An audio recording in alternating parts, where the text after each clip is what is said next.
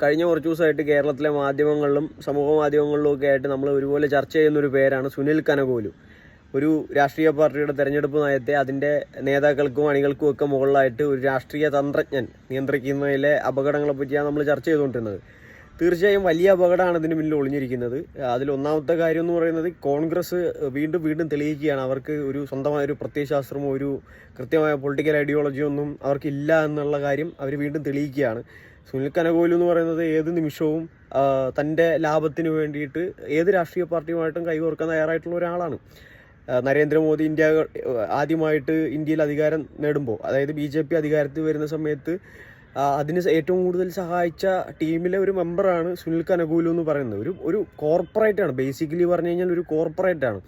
അതിനോടൊപ്പം തന്നെ ഇലക്ഷനുമായി ബന്ധപ്പെട്ടുള്ള തീരുമാനങ്ങൾ എടുക്കുന്നതിന് ഒരു വലിയ ശൃംഖല തന്നെ, ഒരു IT ടീം സോഷ്യൽ മീഡിയയുമായി ബന്ധപ്പെട്ടും അതുപോലെ ഗ്രൗണ്ട് ലെവലിൽ എങ്ങനെ ഏത് തരത്തിൽ വികാരം ആളിക്കത്തിക്കാമെന്നുള്ള കാര്യങ്ങളിൽ പഠനം നടത്താൻ ഉൾപ്പെടെ ഒരു വിദഗ്ധ സമിതി തന്നെ സുനിൽ കനകോലുവിൻ്റെ ഭാഗമായിട്ടുണ്ട്.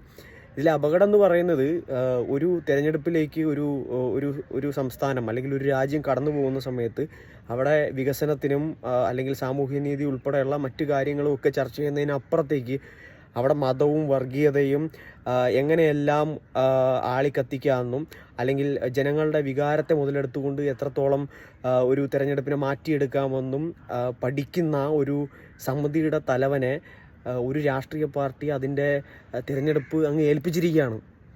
എന്ത് അപകടമല്ലേ!